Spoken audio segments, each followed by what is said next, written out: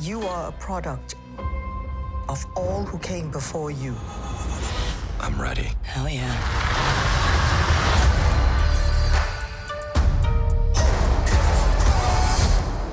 Kevin, it's always a joy to get some time to speak with Sean, you. good seeing you. So obviously we heard the name 10 Rings way back in 2008.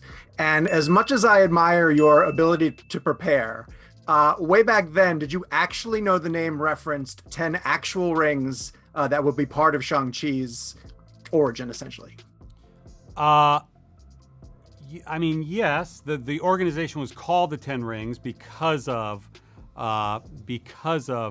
the as an Easter egg to old Iron Man comics and to that lineage, and we always wanted to keep exploring and playing with that organization. You see a little tattoo of the 10 Rings occasionally in the background of some of our movies, and obviously Iron Man 3 and our short film All Hail the King continued to play with it. It was even before Iron Man 1 that Shang-Chi was on a list along with Iron Man as something that we at Marvel found great potential in, that we thought would make for a wonderful epic story. So they were active at the same time, I would say, while we were building the MCU. Those 10 pictures at Paramount, was that back in 2005 when you had the 10 projects that were potentials? I thought Shang-Chi was one of those. Yeah, I'll go back even further. It was with a company called Artisan Entertainment many years ago. Shang-Chi might have been on that list. I can't remember. Okay.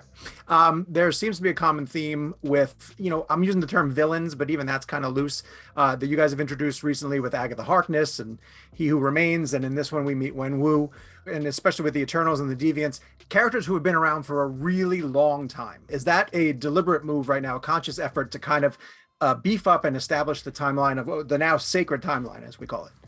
I don't know if it was. I think it's just continuing to have the opportunities to showcase great characters from the comics. Thanos goes back many years. Loki goes back to the cover of Avengers #1 and well before that. So I don't think we said, hey, let's find old characters to look for. It's just having now the opportunity to explore even more characters, like, as you point out, Agatha and He Who Remains, and now Wenwu. Careful how you speak to me, boy. Without mentioning any names, I do want to mention that we do get to catch up with some scattered MCU heroes over the course of Shang-Chi. And they're all keeping in touch with each other, and Shang-Chi is actually interacting with them. I was wondering if there's currently an existing Avengers team in the MCU. Where is the concept of that team right now? I think that is a great question, and I think you will see that question addressed and people struggling with that very question within the MCU right now.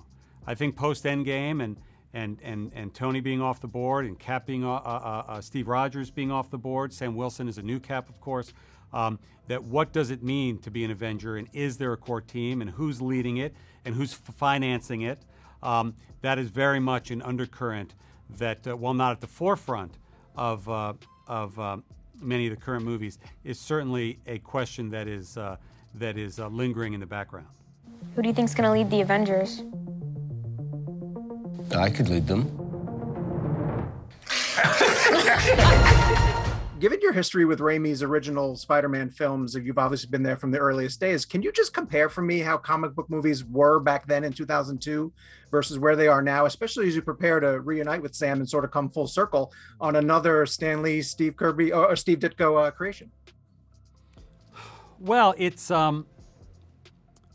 it doesn't feel that different to me. I know the landscape is different, but being on the inside of it, I was there mainly watching and learning on those early Sam Raimi Spider-Man movies.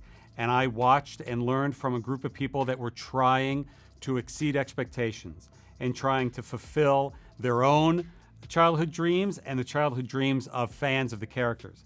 And that's what we've done on every single film and TV series since then. So in that regard, it's exactly the same. That's what Destin was doing every day on the set of Shang-Chi.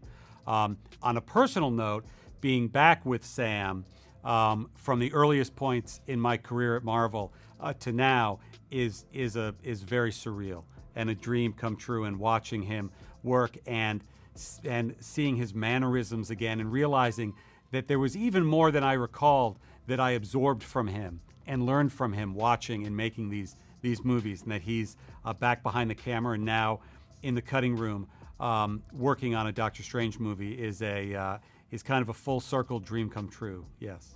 That's amazing. And you had John Dykstra working on those pictures back then too, which was obviously a genius. We also have been talking a lot about how the concept of a sequel, if you guys are approaching it differently in the fact that characters we're meeting in the movies like Yelena might transition over to a series. We met Anthony Mackie as Captain America in a series. It might transition over to a movie. Are you guys really approaching sequels differently? The way the Marvels is not traditionally Captain Marvel 2, but is a bigger picture. I think it's always the way we've tried to approach them, which is what is the next story, and how can we continue to evolve a film series.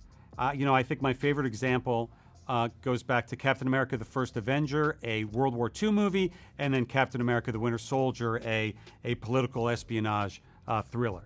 And when the audience responded to that, it really fulfilled our hopes that we'd be able to continue to take these characters and grow and evolve the genres in which they're in. And you're absolutely right that Captain Marvel, a 90s buddy action origin story in some ways with Carol and Nick, and that spun, yes, both into her appearance in Endgame, but also spins into the Marvels and into Secret Invasion with the Ben Mendelsohn character, Talos. So it is great fun, and again, following the example from the comics of being able to take these characters, audiences say, I respond to this character, I like these characters, and then it is our jobs to not keep delivering more of the same, but to take those characters they like and put them into different environments and deeper stories. I'll allow it. Yeah, but it's always a pleasure to talk to you. I Thanks, really Tom. appreciate it. Take care. Thank you.